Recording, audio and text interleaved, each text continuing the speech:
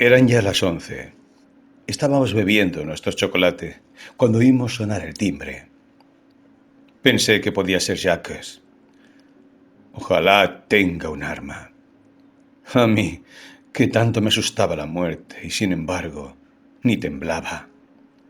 Al contrario, hubiera aceptado que se tratara de Jacques, a condición que nos matara. Toda otra solución me parecía ridícula. Pensar en la muerte con calma no sirve de nada, a no ser que estemos solos. La muerte en compañía de una segunda persona no es la misma muerte, ni tan siquiera para los incrédulos. Lo que nos entristece no es el hecho de dejar de vivir, sino perder aquello que daba un sentido a nuestra vida. Si un amor es nuestra vida, ¿qué diferencia hay entre vivir juntos o morir juntos? No tuve tiempo de creerme un héroe, porque al pensar en la posibilidad de que Jacques no matara más que a Marthe o a mí, mantenía a raya mi egoísmo. ¿Acaso sabía yo cuál de esos dos dramas era el peor? Como Marthe no se movió, pensé que me había equivocado y que habían llamado a casa del vecino, pero el timbre volvió a sonar. «Shh, calla, no te muevas», susurró Marthe. «Debe de ser mi madre. Había olvidado por completo que pasaría después de misa». Era feliz de ser testigo de uno de sus sacrificios. Si un amante, un amigo, llegan con unos minutos de retraso a una cita, me imagino que están muertos. Atribuyendo esa forma de angustia a su madre, saboreaba su temor, así como el hecho de que fuera por culpa mía que lo experimentara. Escuchamos cerrarse la puerta del jardín, después de un conciliábulo. Evidentemente la señora Granger preguntaba en el piso de abajo si habían visto esa mañana a su hija. Marthe miró por los postigos y dijo: «Sí, era ella». No pude resistirme al placer de ver, también yo, a la señora Granger marcharse, llevando en la mano su libro de misa, inquieta por la incomprensible ausencia de su hija. Todavía se volvió una vez más hacia los postigos entornados. Ahora que no me quedaba nada más por desear, sentía que me volvía injusto. Me afectaba constatar que Marthe podía mentir sin escrúpulo a su madre, y mi mala fe le reprochaba esa facilidad con la que mentía. Pero el amor, que es un egoísmo a dos, sacrifica todo a sí mismo y se alimenta de mentiras.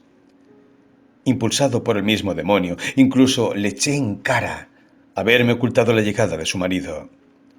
Hasta entonces había mantenido a raya mi despotismo, no creyéndome con derecho para reinar sobre Marthe. Mi dureza tenía sus momentos de calma. Pronto me habrás tomado horror. Soy como tu marido, igual de brutal. Él no es brutal, decía ella, pero yo insistía igual. Me quejaba. De manera que nos engañas a los dos. Dime que le amas. Alégrate. Dentro de 8 horas podrás engañarme con él. Marthe se mordía los labios. Lloraba. ¿Qué he hecho para que te vuelvas tan malvado? Te lo suplico. No estropees nuestro primer día de felicidad. Poco tienes que quererme para que hoy sea tu primer día de felicidad. Este tipo de golpes hieren también a quien los asesta. No pensaba nada de lo que decía y, sin embargo, sentía la necesidad de decirlo. Me era imposible explicar a Marthe que mi amor hacia ella iba en aumento. Sin lugar a dudas, había alcanzado la edad ingrata, y esta broma feroz era la transformación del amor en pasión. Sufría, suplicaba a Marthe que olvidara mis arrebatos. La criada de los propietarios deslizó unas cartas por debajo de la puerta. Marthe las recogió. Dos eran de Jacques. En respuesta a mis dudas, haz, me dijo, lo que quieras con ellas. Me sentí avergonzado. Le pedí que las leyera, pero que no me contara nada. Marthe, por uno de esos reflejos que nos impulsan a las peores bravatas, rasgó uno de los sobres por la mitad. La carta debía de ser larga, a juzgar por lo que le costó romperla. Su gesto dio paso a una nueva andanada de reproches.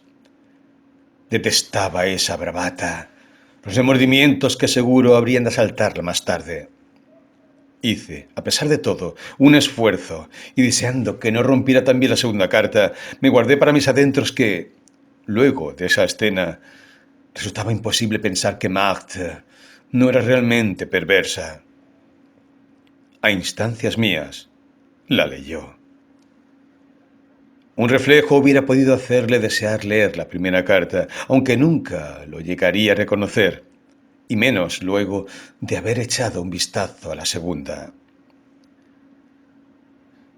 El cielo nos recompensa de no haber destruido la carta. Jacques me anuncia que los permisos acaban de ser suspendidos en su sector y que no vendrá hasta pasado un mes. Solo el amor es excusa para una falta de buen gusto semejante. Este marido comenzaba a fastidiarme, más que si hubiera estado allí y hubiera sido necesario andarse con cuidado.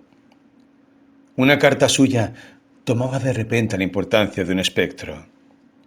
Solíamos almorzar tarde. Hacia las 5 íbamos a pasearnos a la orilla del agua. Marthe quedó estupefacta al ver que de unos arbustos sacaba mi cesta, bajo la mirada atenta del centinela. La historia de la cesta le divirtió mucho. Ya no me importaba si era grotesco o no.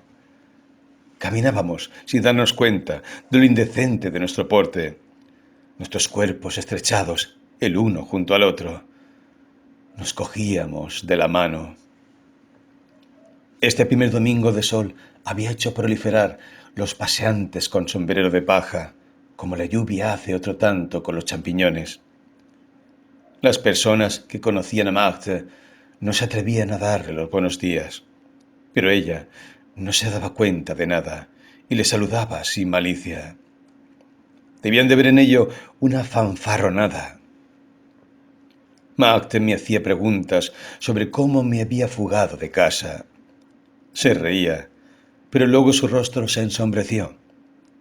Me dio las gracias, cogiéndome la mano con fuerza por haber corrido tantos riesgos por ella. Volvimos otra vez a su casa, para dejar allí la cesta.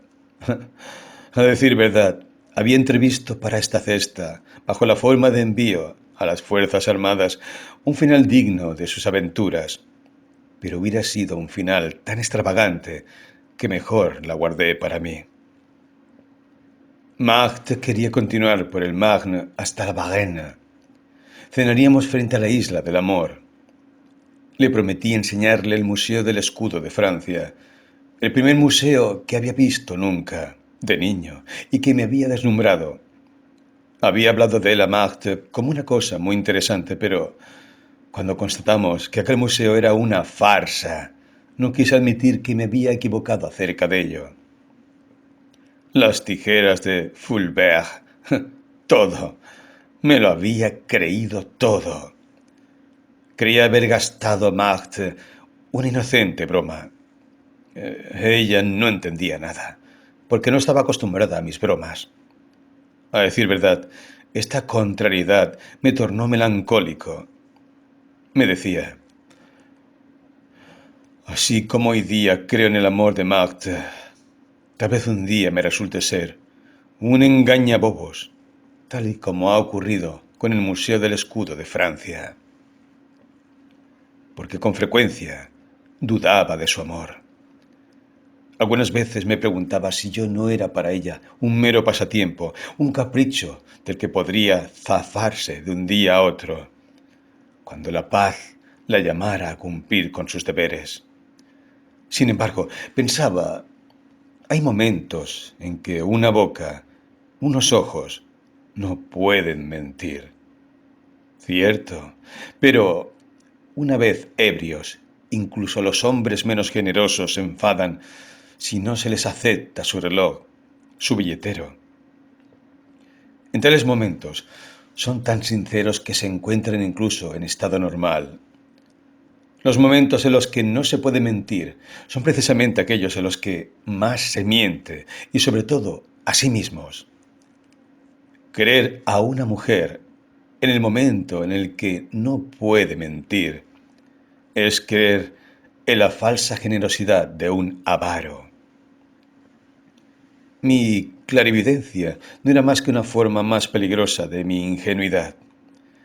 Me juzgaba menos ingenuo, pero lo era bajo otra forma, porque cada edad no escapa a la ingenuidad. La vejez misma no es precisamente la menor de las ingenuidades. Esa pretendida clarividencia me asombraba en gran manera, me hacía dudar de Marthe. Antes dudaba de mí, no hallándome digno de ella, aun cuando hubiese tenido 1000 pruebas de su amor, no hubiera sido por ello menos desgraciado. Sabía muy bien el gran valor que tiene aquello que no llega a expresarse jamás a quien se ama, por el temor de parecer pueril, como para no temer en casa de Marthe ese pudor lastimoso, y sufría por no poder penetrar en su espíritu. Regresé a casa a las 9:30 de la noche. Mis padres me preguntaron acerca de mi excursión. Yo lo describí con entusiasmo, el bosque de Senart y sus helechos 2 veces más altos que yo. También les hablé de Brunoy, encantador pueblecito en el que habíamos almorzado. De golpe, mi madre, burlona, me interrumpió. A propósito, René ha venido esta tarde a las 4 y ha quedado muy sorprendido al saber que había ido de excursión contigo. Enrojecí de puro despecho. Esta aventura y algunas otras me enseñarían que, a pesar de ciertas disposiciones innegables, no estoy hecho en absoluto para la mentira. Siempre me pillan. Mis padres no añadieron nada más. Se contentaron con un modesto triunfo. Mi padre, por otro lado, era inconscientemente cómplice de mi primer amor. Incluso lo alentaba, encantado al ver que mi precocidad se afirmaba de una manera o de otra. Siempre había tenido miedo de que cayera en las manos de una mala mujer. Estaba contento de saber que era amado por una chica estupenda. No se irritó hasta el día en que tuvo la prueba de que Marthe deseaba el divorcio. Pero mi madre no veía nuestra unión con tan buenos ojos. Estaba celosa. Miraba a Marthe con ojos de rival. Encontraba a Marthe antipática, sin darse cuenta de que toda mujer, ligada amorosamente a mí, se lo había resultado. Por otra parte, se preocupaba más que mi padre del qué dirán. Se extrañaba que Marthe se hubiera podido comprometer con un chico de mi edad. Además, había sido educada en F. En todos estos pequeños pueblos del extrarradio, desde el momento en que se alejan de los barrios obreros, reinan las mismas pasiones, la misma sed de habladurías que en provincias. Pero por contra, la vecindad con París torna las habladurías, las suposiciones más desvergonzadas. Cada uno tiene que tener su lugar. Es así que por tener un amante, cuyo marido era soldado, he visto poco a poco, y exhortados por sus padres, alejarse de mí a los antiguos compañeros. Desaparecieron por orden jerárquico. Después, el hijo del notario, justo después del hijo de nuestro jardinero. Mi madre acusaba esas medidas que yo consideraba como una ofrenda. Me había perdido por una loca. Reprochaba, por supuesto, a mi padre el habérmela presentado y le echaba en cara que cerrara los ojos. Pero, creyendo que era mi padre a quien tocaba hacer algo y en vista de que éste callaba, ella también guardaba silencio. Pasaba todas mis noches en casa de Magda. Llegaba a las 10:30 y volvía a marcharme por la mañana hacia las 5 o las 6. No volvía a saltar por encima de los muros. Me contentaba con abrir la puerta con una llave, pero esta franquicia exigía algunas atenciones. Para que la campana no diera la alerta, por la noche envolvía el badajo con algodón. Lo quitaba al día siguiente, al regresar. En casa nadie dudaba acerca de mis ausencias. No sucedía lo mismo en J. Al cabo de algún tiempo, los propietarios y el viejo matrimonio me miraban con mal ojo, respondiendo apenas a mis saludos. Por la mañana, a las 5, para hacer el menor ruido posible, descendía con mis zapatos en la mano. Me los calzaba abajo. Una mañana me crucé en la escalera con el joven lechero.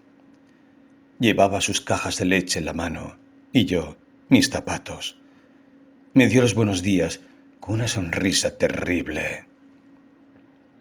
Magda estaba perdida. Iría a contarlo por todo J. Lo que más me atormentaba era mi propio ridículo. Podía comprar el silencio del joven lechero, pero me abstuve a falta de saber cómo hacerlo. Por la tarde no me atreví a decirle nada a Magda. Por otra parte, ese episodio era fútil en cuanto a la comprometida situación de Magda. Hacía tiempo que nada podía ya hacerse. Los rumores me la atribuían como amante, adelantándose a la realidad. No nos habíamos dado cuenta de nada, pero pronto lo veríamos claro. Así, un día encontré a Magda sin fuerzas. El propietario acababa de decirle que desde hacía 4 días acechaba mis salidas al amanecer. Al principio no quería creerlo, pero ahora no tenía duda alguna al respecto. El viejo matrimonio cuya pieza estaba bajo el piso de Magda se quejaba del ruido que hacíamos noche y día. Magda estaba aterrada. Quería irse. Nos resultaba imposible actuar con un poco más de prudencia a nuestras citas. Nos sentíamos incapaces de ello. Estábamos demasiado acostumbrados a lo nuestro. Entonces, Magda comenzó a comprender algunas cosas que antes le habían sorprendido. La única amiga que verdaderamente estimaba, una joven sueca, no respondía a sus cartas. Supe que la persona que se carteaba con esta joven nos había sorprendido en día en el tren, abrazados, y fue entonces cuando le aconsejó no volver a ver a Magda. Hice prometer a Magda que si estallaba un drama, no importa dónde, fuese en casa de sus padres o con su marido, mostraría firmeza. Las amenazas del propietario, algunos rumores, me dieron razones para temer y al mismo tiempo esperar una explicación entre Magda y Jacques. Marthe me había suplicado ir a verla con frecuencia durante el permiso de Jacques, a quien ya había hablado de mí. Yo me negué, temiendo jugar mal mi papel y ver a Magda con un hombre abnegado junto a ella. El permiso sería de 11 días. Tal vez hiciera alguna trampa para encontrar el modo de quedarse un par de días más. Hice jurar a Magda que me escribiría todos los días. Aguardé 3 días antes de acudir a la lista de correos para estar seguro de encontrar una carta. Había ya 4. No me las pude llevar. Me faltaba uno de los documentos de identidad necesarios. Pero no estaba en absoluto tranquilo, porque había falsificado mi certificado de nacimiento al no estar permitido el uso de la lista de correos a los menores de 18 años. Insistí en la ventanilla, con ganas de arrojar pimienta a los ojos de la encargada de correos por apoderarse de mis cartas y no querer dármelas. Al final, como en correos me conocían, conseguí, a falta de nada mejor, que me las enviaran a casa de mis padres. Indudablemente me faltaba todavía un largo camino para llegar a ser un hombre. Al abrir la primera carta de Marthe, me pregunté cómo había conseguido realizar una proeza tal. Escribir una carta de amor. Olvidaba que ningún otro género epistolar es más sencillo. Solo hace falta amar. Hallé las cartas de Marthe admirables y dignas de las más bellas que nunca había leído. Sin embargo, Marthe me decía cosas bastante vulgares, incluido el suplicio de tener que vivir lejos de mí. Me extraña que mis celos no fuesen más mordientes. Comencé a considerar a Jacques como el marido. Poco a poco olvidé su juventud y vi en él a un vejete. No escribía a Marthe. Había implícito en ello demasiados riesgos. En el fondo, casi me hacía feliz no verme obligado a escribirle, sufriendo, como ante toda novedad, el temor vago de no ser capaz y que mis cartas le chocasen o le pareciesen ingenuas. Mi negligencia hizo que al cabo de 2 días, habiendo dejado a la vista sobre mi mesa de trabajo una carta de Marthe, ésta desapareció de la mesa. El descubrimiento de esa carta alteraba mis planes. Me había aprovechado del permiso de Jacques, de mis largas horas de estancia en casa, para hacer creer a mis padres que había roto con Marthe. Ya que si, en un principio, me había mostrado fanfarrón para que mis padres se dieran cuenta de que tenía un amante, empezaba a desear que las pruebas de ello fueran menos evidentes. Y he aquí que fue a caer a manos de mi padre la verdadera causa de mi cordura. Me aproveché de esos ratos de ocio para acudir nuevamente a la academia de dibujo, pues hacía ya bastante tiempo que dibujaba mis desnudos basándome en Marthe. No sabía si mi padre lo había adivinado, por lo menos se mostraba maliciosamente sorprendido, y de una manera que me hacía enrojecer de la monotonía de las modelos. Así que acudí otra vez a la Grande Chaumière y trabajaba mucho a fin de reunir una buena provisión de estudios para el resto del año, provisión que no renovaría hasta la próxima visita del marido. Volví a ver a René, expulsado del Henri IV. Iba ahora a Louis le Grand. Me reunía con él todas las tardes, después de la Grande Chaumière. Solíamos reunirnos a escondidas, ya que desde que fuera expulsado del Henri IV, y sobre todo después de lo de Marthe, sus padres, que hasta hace poco me consideraban un buen ejemplo, le habían prohibido mi compañía.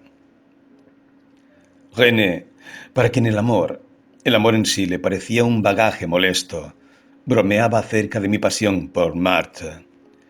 No pudiendo aguantar más sus pullas, le dije cobardemente que en el fondo lo mío no era verdadero amor. Su admiración por mí, que en los últimos tiempos se había debilitado, creció en el acto. Comencé a descuidar mi romance con Marthe. Lo que más me atormentaba era la abstinencia infligida a mis sentidos. Mi enervamiento era el de un pianista sin piano o el de un fumador sin cigarrillos. René, que se mofaba de mis sentimientos, estaba sin embargo preso por una mujer que le creía amar sin amor. Este gracioso animal, una española rubia, se contoneaba tan bien como si acabara de salir de un circo. René, que aparentaba descaro, estaba muy celoso. Me suplicó, riente, pálido, que le hiciera un curioso favor. Ese favor, para quien conoce el ambiente del colegio, era muy típico entre los colegiales. Quería saber si esta mujer sería capaz de engañarle. Había, por tanto, que dar unos primeros pasos para saberlo.